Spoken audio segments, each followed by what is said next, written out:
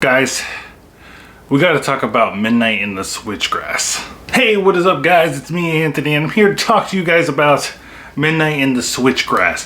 First of all, what's with that title? But this is the new, most recent Bruce Willis film, and if you watched my last review for a movie called Out of Death, you know I was really surprised I was gonna so soonly watch another Bruce Willis film. This also stars Megan Fox, and you know, we really are high on Megan Fox this year, especially from her last film, Till Death, one of my top movies of the year so far. But what is this movie? Is it an action movie? Is it good? Worth your time?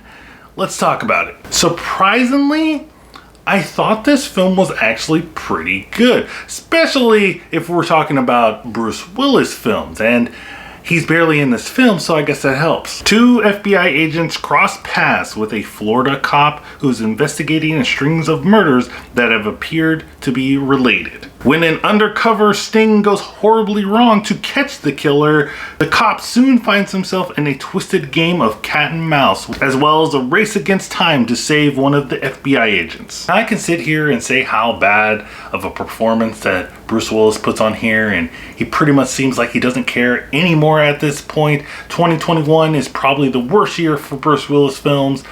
But I'm not going to do that. Instead, I'm going to talk about all the stuff that I actually really enjoyed about this film. And there's quite a bit, actually, because I was kind of surprised. You know, the running joke is here, you know, Bruce Willis films kind of suck. And, you know, people, for the most part, think that Megan Fox can't act and she sucks. You know, I think she's kind of redeemed herself. Actually, I don't think she really needed to redeem herself that much. Because if you look back at some of the films that she was in, it wasn't her acting that was bad, it was probably the scripts that she was given and just the situation that she was in. And I feel like, you know, Till Death, which I mentioned, go watch that review if you want to. And in this movie, Midnight in the Switchgrass, I hate that title. I feel like she's elevating her game definitely in the acting department. I think she's doing a really good job. I really was rooting for her. She's pretty much the main focus in this movie, though they kind of focused it on in the beginning on this one character. They say this is the main character, but then they never show that character until like the end. I guess they realized that they had Megan Fox in this film and she was willing to do a lot of stuff in here, so they just focused that on here,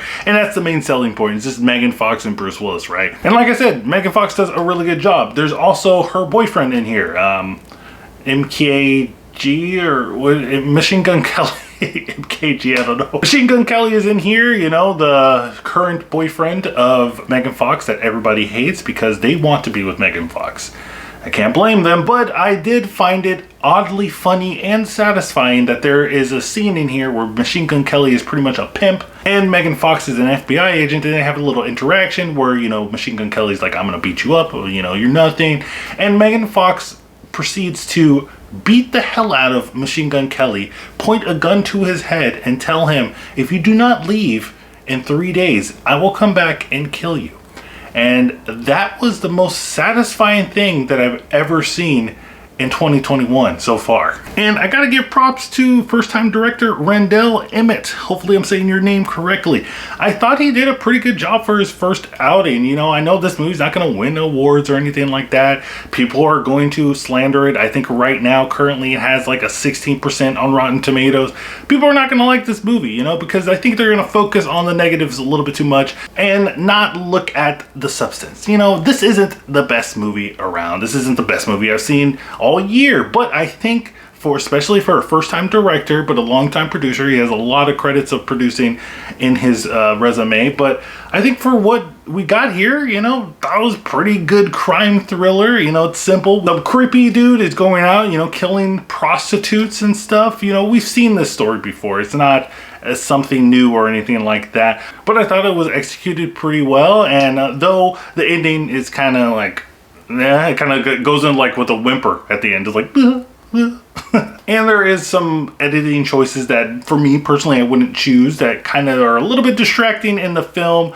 You know, they kind of fade to black on certain scenes when you're like, okay, you're trying to set the mood, but it's not really working. Also, the choice of soundtrack, you know, this is just a nitpick because, you know, some people, I'm sure there's people out there that like this kind of music, but, you know, not for me.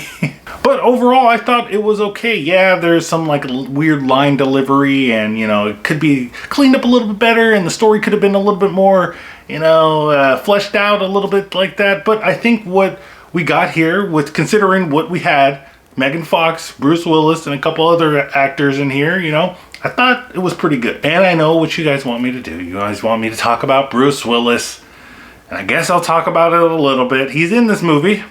He doesn't give a crap.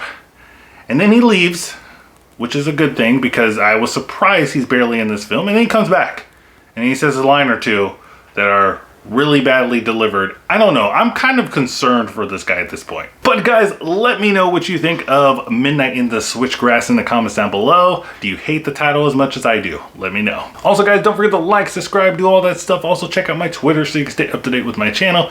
And remember guys, keep watching movies.